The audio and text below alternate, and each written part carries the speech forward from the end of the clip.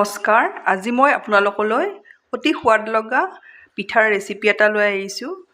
আপোনালোকে কম সময়ত কম বস্তুৰে এইদৰে বনাব পাৰিব। আহকচোন ভিডিঅ'টোৰ মাজলৈ। মই পিঠাটোৰ কাৰণে বাতিটোৰে দুবাটি চাউলৰ গুড়ি লৈছোঁ। শুকান কেঁচা যিকোনো ল'ব পাৰে। মই দুবাটি লৈছোঁ। একেটা বাতিৰে একাপ চুজি লৈছোঁ। দুবাটি চাউলৰ গুড়ি, এবাটি চুজি লৈছোঁ। এবাটিৰ মই কম অলপ, আধা বাটিৰ বেছি পিচি থৈ দিয়া চেনি লৈছোঁ। মিঠা আপোনালোকে বেছি খালে সম্পূৰ্ণ এবাটিও দিব পাৰে।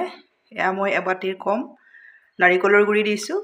নাৰিকলৰ গুড়িও আপোনালোকে বেছি পৰিমাণতো দিব পাৰে।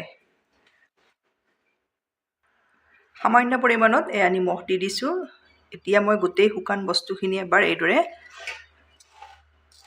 মিক্স কৰি লৈছোঁ। বহুত বেছি সোৱাদ লগা পিঠা, আপোনালোকে যিকোনো সময়তে খাব পাৰিব। মই গোটেই শুকান বস্তুখিনি ভালদৰে মিক্স কৰি ল'লোঁ। এইদৰে মিক্স কৰি ল'ব। এতিয়া মই একেটা বাতিৰে দেখাই দিছোঁ আপোনালোকক। এবাটি দৈ লৈছোঁ। বেছি টেঙা দৈও নল'ব। দৈখিনিও ইয়াতে এইদৰে ভালদৰে মিক্স কৰি ল'ব লাগিব।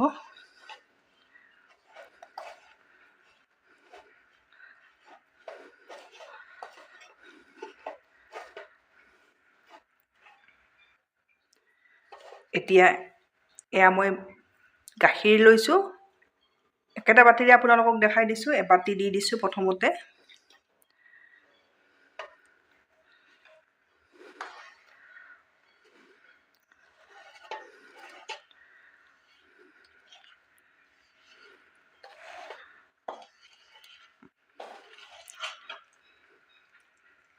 এইখিনি ভালদৰে এইদৰে মিক্স কৰি ল'ব লাগিব। দেখিছেনে? এইদৰে মিক্স কৰি ল'ব।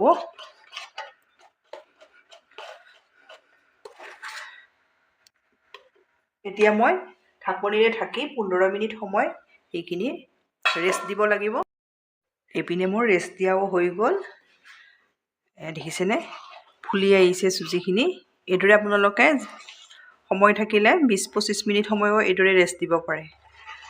এইখিনি মোৰ ৰেডি হৈ গ'ল। ইয়াত মই ফ্লেভাৰৰ কাৰণে ইলাইচি এইদৰে থেতেলাই দি দিছোঁ। মই এচামুচ ঘি দি দিছোঁ। ঘি নাথাকিলে ৰিফাইনো দিব পাৰে। 2 চামুচ ৰিফাইন দি দিব। এতিয়া আকৌ এবাৰ এইদৰে গোটেইখিনি মই মিলাই ল'ম।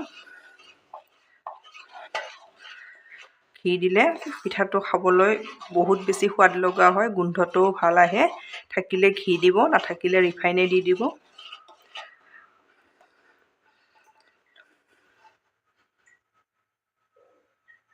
এতিয়া মই ইয়াতে দি দিম বেকিং পাউডাৰ। বেকিং পাউডাৰ আপোনালোকে আধা চামুচৰ আধাহে দি দিব, বেছি নিদিব। ইয়াত মই এচামুচ জোখত গাখীৰ দি লৈছোঁ। দেখিছেনে? এতিয়া এইখিনি ভালদৰে মিলাই ল'ব লাগিব।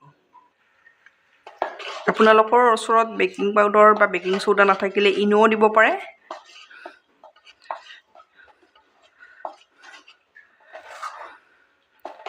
দেখিছেনে? এইদৰে ভালদৰে মিলাই ল'ব। এইখিনি মোৰ ভালদৰে মিলাই লোৱা হৈ গ'ল। মই পিঠাটো বনাম। কেক টিন এটা লৈছোঁ। কেক টিনটোত কাগজ এখিলা এইদৰে কাটি ছাইডতো মই এইদৰে দি লৈছোঁ। দেখিছেনে? পিঠাটো সোনকালে এৰখাই অহাৰ কাৰণে এইদৰে দি দিছোঁ। আপোনালোকৰ কেক টিন নাথাকিলে ডাঙৰ বাতিটো বনাব পাৰে। ঘি লগাই ল'ব। ঘি নাথাকিলে ৰিফাইন লগাই ল'ব। এতিয়া পিঠাৰ মিশ্ৰণখিনি এইদৰে মাজতে দি দিব। ইয়াত ইচ্ছা কৰিলে আপোনালোকে ড্ৰাই ফ্ৰুটছো দিব পাৰে। মই একেবাৰে চিম্পুলকৈয়ে বনাইছোঁ। এইদৰে দি অলপ এইদৰে টেপটেপাই দিব। মই চচপেন এটাত 1 গিলাচ পানী এইদৰে উতলাই লৈছোঁ। ষ্টেণ্ড এডাল দি দিছোঁ। ষ্টেণ্ড নাথাকিলে আপোনালোকে ঢাকনি বা বাতি এইদৰে দি দিব। মই পিঠাৰ পাত্ৰটো এইদৰে দি দিছোঁ। ঢাকনিৰে ঢাকি 15 মিনিট সময় থৈ দিম ল' টু মিডিয়ামত। এতিয়া মই পিঠাটো এইদৰে চাই ল'ম। এয়া দেখিছেনে কিমান ধুনীয়াকৈ পিঠা ফুলি আহিছে। এইদৰে শলা এডাল ল'ব, এইদৰে চাই ল'ব। দেখিছেনে একো লাগি অহা নাই। লাগি যদি আহে তেতিয়াহ'লে আপোনালোকে আৰু 5 মিনিট সময় থৈ দিব।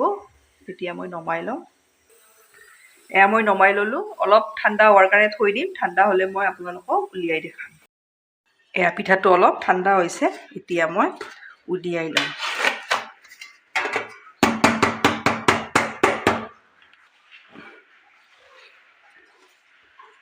এয়া দেখিছেনে কিমান ধুনীয়াকৈ এৰ খাই আহে।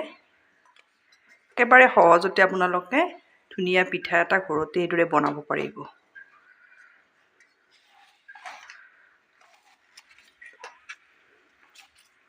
এতিয়া মই পিঠাটো কাটি ল'ম।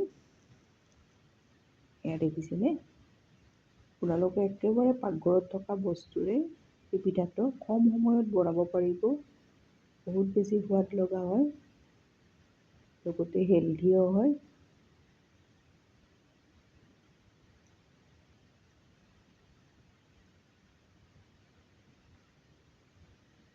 এয়া মই 2 পিচ কাটি ল'লোঁ। এতিয়া মই আপোনালোকক দেখাই দিম। এয়া দেখিছেনে কিমান ধুনীয়া হৈছে, একেবাৰে কোমল চফ্ট। সকলোৱে খাব পাৰিব। এয়া বয়োজ্যেষ্ঠও খাব পাৰিব। এয়া মই পিচ পিচকৈ এইদৰে কাটি ল'লোঁ। এইদৰে আপোনালোকে বনাই খাই